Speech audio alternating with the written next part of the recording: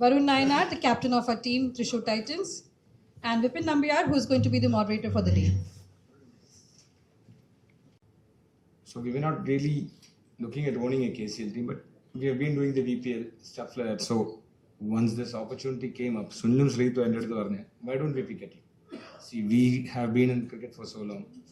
We have played various representative cricket stuff like that. So they said, why don't we take a team? അങ്ങനെ ഒരു team എടുത്തു, and being emotionally connected to cricket, we wanted to do something for cricket. So we thought this is the best opportunity to get into this. പിന്നെ ഈ പറഞ്ഞ option, അതിൻ്റെ tension, അതിനിടയ്ക്ക് the bidding process and all that stuff. So God's grace നമുക്ക് കിട്ടി. So apart from the financial challenges, which are the other challenges you faced? I think you can face the camera and speak. See, അങ്ങനെ challenge on because KCA was really supportive with everything. When we had any inquiries and stuff, KCA always was there to help us out. So financial challenge was there, yes. Getting sponsors has been a challenge, maybe because it's the first season. Okay.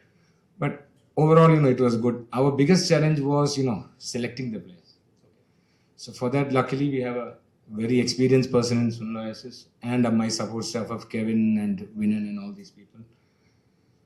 So, we were very lucky to have such people along with us. And again, all these people, Kevin, Vinan, Sunil and all, we have been playing together. We know each other. So getting a team that gels with us, who is always with us. Yeah, we have been, more of friends. So getting these people on board was one of the biggest blessings of what could I say? ഒരു ഭാഗ്യം തന്നെ പറയാം ഇവരെ എനിക്ക് കിട്ടിയത്. So it has been good. Still now it has been good, and let's hope we do good. ഈ ഒരു franchise ക്രിക്കറ്റിന്റെ ഒരു ഫ്യൂച്ചർ അല്ലെങ്കിൽ ഒരു ബിസിനസ് മോഡലിന്റെ എത്രമാത്രം ഈക്കോ സിസ്റ്റത്തിന് ബെനിഫിറ്റ് ചെയ്യും എന്നുള്ള ഒരു being the owner you can sense it right you must have kind of charted out a 10 years plan or something. Yeah, when we started, what do I say?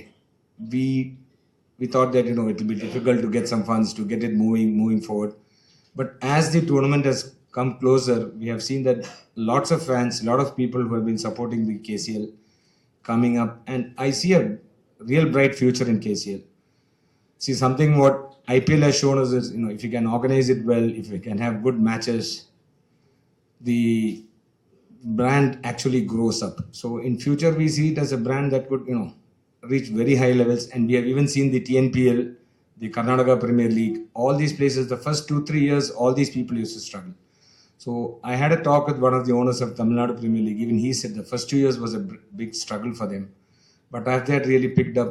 And the biggest satisfaction is, we are able to give youngsters a chance to expose themselves, what we didn't get when we were youngsters. We never had the chance to be on a stage like this, even to have a press conference like this, or, the team launch, the jersey launch, being a part of it. So I think more than the money part, it is getting the youngsters exposed to a bigger stage where once they go there, they are able to, at least have experienced a bit of what is they're going to face. So I think KCL as a brand will grow, and in a couple of years, maybe 5 years down the line, there'll be many people who would like to join KCL. So we also wanted to be the early bird in that. Luckily, we have been able to get into it. I think, since you all are from Trivandrum, the residents of Trivandrum, ഇപ്പം second home എന്ന് പറയുന്നത് തൃശ്ശൂർ ആയിരിക്കുമല്ലോ. I mean, the fan following and everything, you must be cultivating it from Thrissur. Being the second home there, what will be your contribution in the coming years back to Thrissur, the cricketing ecosystem and the sports ecosystem in general? See, for that, first I would like to thank the Thrissur Cricket Association, because they accepted us as part of them, even though we are from Trivandrum. And then the Athray Academy people, they were also very helpful. And we are looking at, developing grassroots there, having more matches, having camps, selecting at least a core of 5 to 10 players from there who could be the future of Kerala cricket, or maybe even in the IPL and the Indian team. We would like to have more Sachins and Sanju Sansons coming in from Kerala. And what else do I say? So like the home and away system will come? Yeah, that is, I think KCL will come up with, even this year they had the problem that there's only one ground which has lights in Kerala, a stadium. So I think KCL has plans to come up with that, and now we play home and away both in the same stadium. I'm sure that once KCL comes up with lights and stadiums at least in the 6 districts where the teams are there, we'll have home and away matches and having a home and away match at the home ground, the local crowd will come and they'll be able to support us more. Now, being in Trivandrum, it'll be very difficult for most of the Thrissur people to come over and see the matches, but we still hope they will come to support their team. And once this home and away match comes up, KCA comes up with more stadiums, we should be able to have a good, home away matches, create the spirit of, home team and stuff like that. ഒരു quality stadium infrastructure അവിടെ വരാൻ chance ഉണ്ടോ Thrissur? I think KCA has plans for that. I think initially now the next stadium they are looking at should be Wayanad. That's what I believe. I'm not, into the heart of KCL, so I think they should be looking at that in future. Thank you, Sajjad. I think my next question is to Sunil Kumar. Sunil Kumar has been our backbone and a chief mentor of the team. He's the one who kind of formed the team right from the auctions to, mentoring the teammates and getting into shape.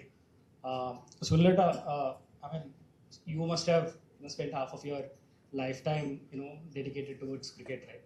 Well, in your experience, did it help, approaching an auction? Auction ഒരു strategy ഒന്ന് പറയാമോ? Option strategy ഇപ്പം സജാദ് നിർത്തിയെടുത്താൻ തുടങ്ങാം. First of all Sajad ഇങ്ങനെ നമ്മളൊരു KCA Kerala cricket അസോസിയേഷനിൽ നിന്ന് ഇങ്ങനെ ഒരു ന്യൂസ് കിട്ടിയപ്പോൾ ഞാനും സജാദും ശ്രീജിത്തുണ്ട് CEO, ഞങ്ങൾ മൂന്നും കൂടെ ഡിസ്കസ് ചെയ്തപ്പോൾ സജാദ് പറഞ്ഞു നമുക്കങ്ങനെ ഒരു ടീം നോക്കുന്നതിനെ കുറിച്ച് ആലോചിക്കാമെന്ന് പറഞ്ഞു. ആ ദിവസം തൊട്ട് നമ്മൾ സ്റ്റാർട്ടഡ് പ്ലാനിങ്. ഞാൻ സുനിലിനോട് സംസാരിച്ചു, OSS അല്ലെങ്കിൽ ഇപ്പം നമ്മളുള്ള ടീമിൻ്റെ സപ്പോർട്ട് സ്റ്റാഫ് ഇട്ടിരിക്കുന്ന ആൾക്കാരോടൊക്കെ ഈവൻ നമ്മൾ ടീമിൻ്റെ ബിഡ് മേടിക്കുന്നതിന് മുമ്പോട്ട് സംസാരിക്കാൻ തുടങ്ങിയിരുന്നു. നമ്മൾ എന്താ ചെയ്യാൻ പോകുന്നത്, എങ്ങനെ ചെയ്യാൻ പറ്റും കാര്യങ്ങൾ. അപ്പം അത്രയും നന്നായിട്ട് നമ്മൾ തുടക്കത്തിൽ നമ്മൾ പ്ലാൻ ചെയ്യാൻ പറ്റി. അപ്പം അത് ഒരു അഡ്വാൻറ്റേജ് ആയിരുന്നു ഡെഫിനറ്റ്ലി. പിന്നെ ഈ പറഞ്ഞ പോലെ കേരള ക്രിക്കറ്റ് അസോസിയേഷൻ ഞങ്ങൾക്ക് 140-160 പേരുടെ പൂൾ ഓഫ് പ്ലെയേഴ്സിനാണ് തന്നത്. അതിൽ നിന്നും ഞങ്ങൾ വി ഹാവ് ഷോർട്ട് ലിസ്റ്റ് 2-3 ദിവസത്തെ കണ്ടിന്യൂസ് ആയിട്ടുള്ള എഫേർട്ടായിരുന്നു. ഒരു 2-3 ഡേയ്സ് ഞങ്ങൾ അതിനുവേണ്ടി സ്പെൻഡ് ചെയ്തതിന് ശേഷം ഞങ്ങൾക്കൊരു we were able to shortlist around 60 to 70 players. Out of that ഞങ്ങൾക്കൊരു 70-75% ആൾക്കാരെ ആ ഒരു ലിസ്റ്റിൽ നിന്ന് ഞങ്ങൾക്ക് കിട്ടി.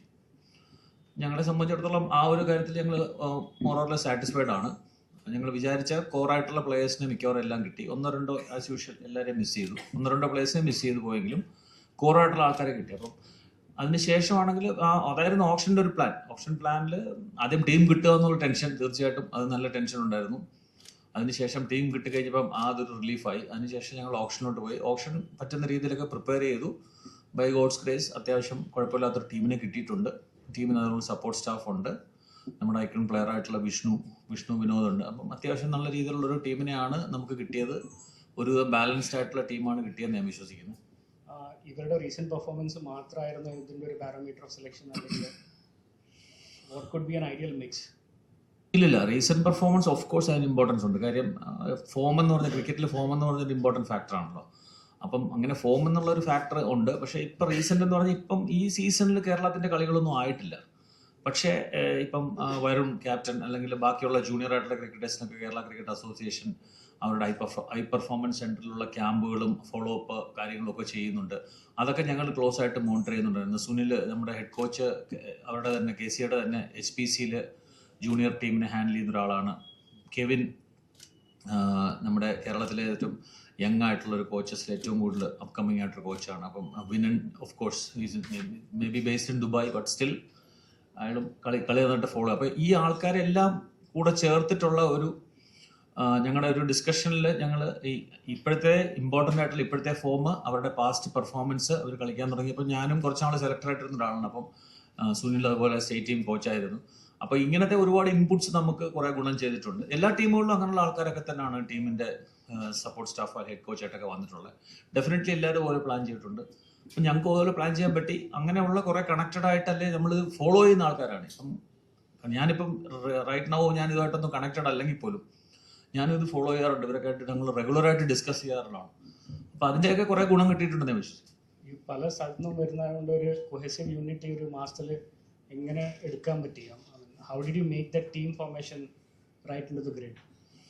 ഇല്ല, പല സ്ഥലത്തെന്ന് പറഞ്ഞാൽ പ്ലേയേഴ്സിനാണ് ഉദ്ദേശിക്കുന്നതെങ്കിൽ ഇതിലിപ്പം നമ്മുടെ ടീമിലുള്ള 18 പേരിൽ എനിക്ക് തോന്നുന്നത് ഒരു 15 പേരെങ്കിലും എനിക്ക് തോന്നുന്നത് ഒരേ കാറ്റഗറിയിൽ ഒരു 2-3 വർഷത്തിനകത്ത് കളിച്ചിട്ടുള്ള ആൾക്കാരാണ്. Under 19 തൊട്ട് അല്ലെങ്കിൽ Under 16 തൊട്ട് ഇപ്പോൾ വരുണൊക്കെ അണ്ടർ-19 തൊട്ട്, അല്ലെങ്കിൽ ഇപ്പോൾ ഒരു ജൂൺ 22 വിഷ്ണു മേ ബി കുറച്ചൊരു സീനിയർ ആയിരിക്കും, രഞ്ജി ട്രോഫിയിൽ അത്ര എസ്റ്റാബ്ലിഷ് പ്ലെയർ ആണ് കേരളത്തിന് വേണ്ടി.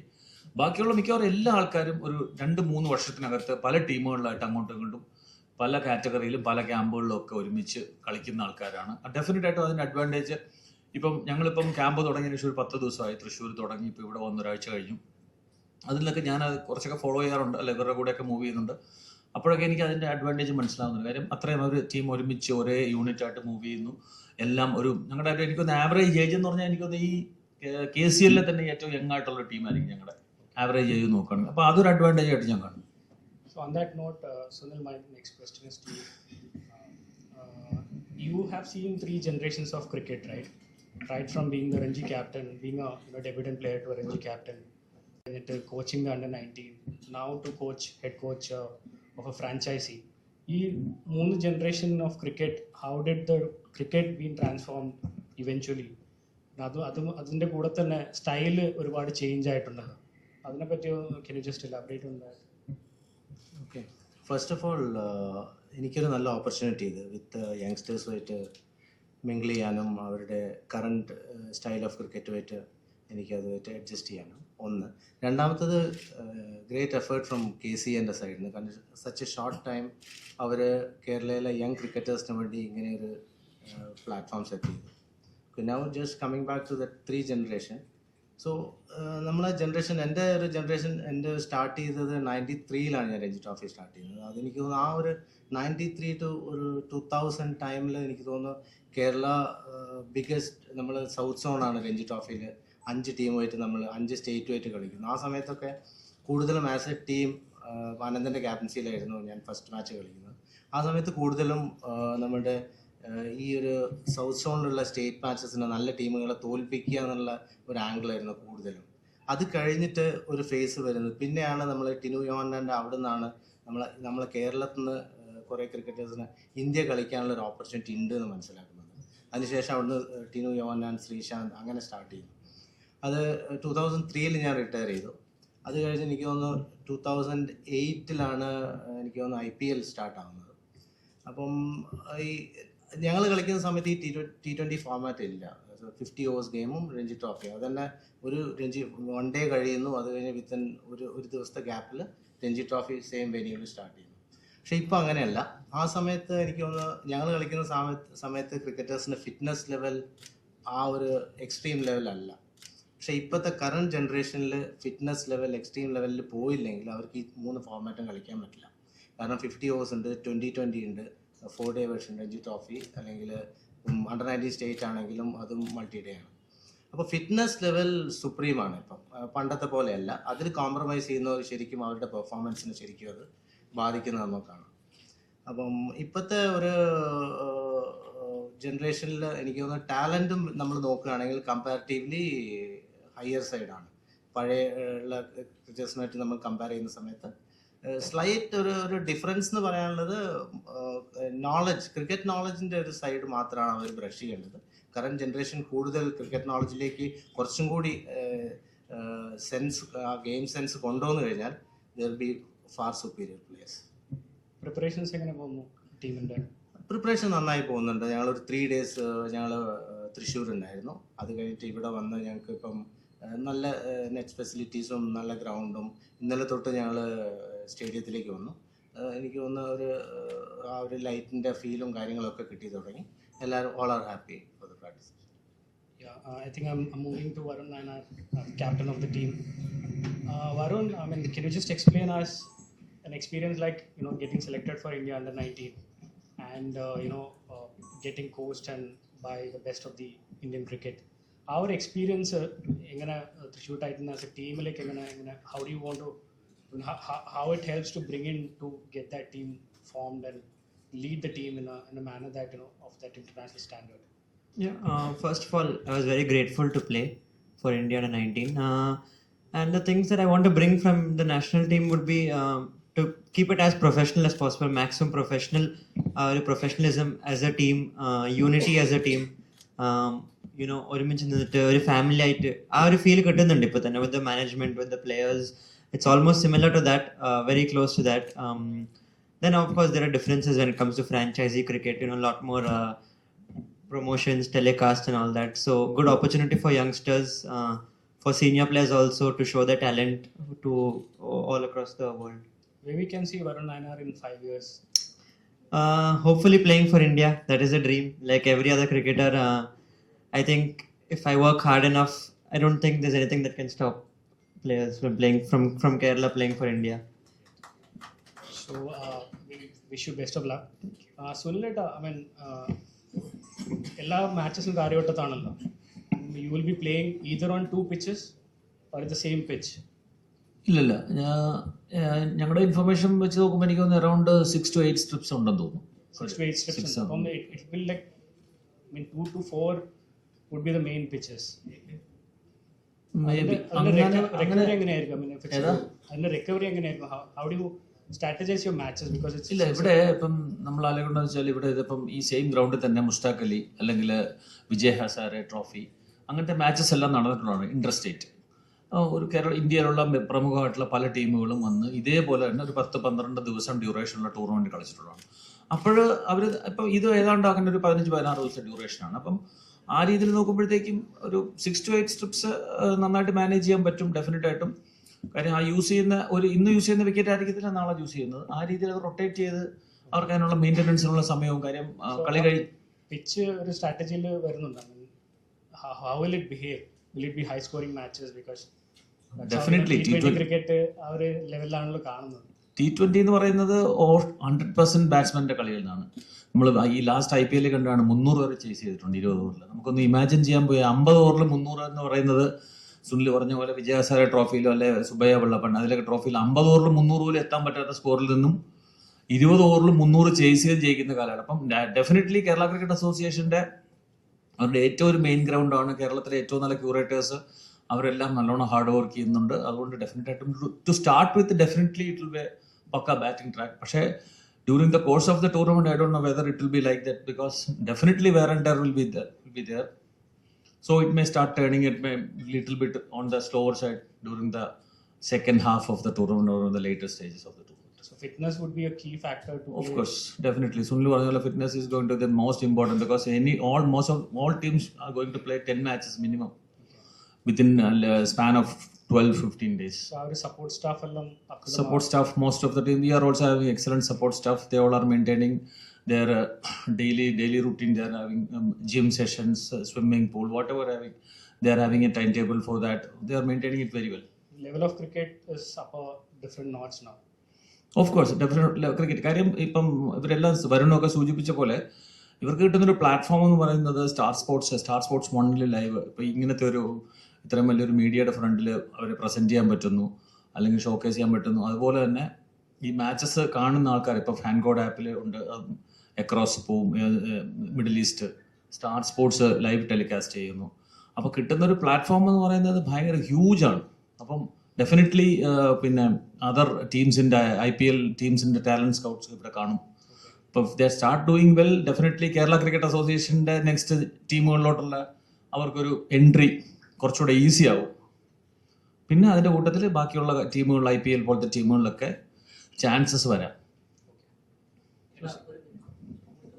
Just 2 more questions. I'm finishing. I mean, you can ask.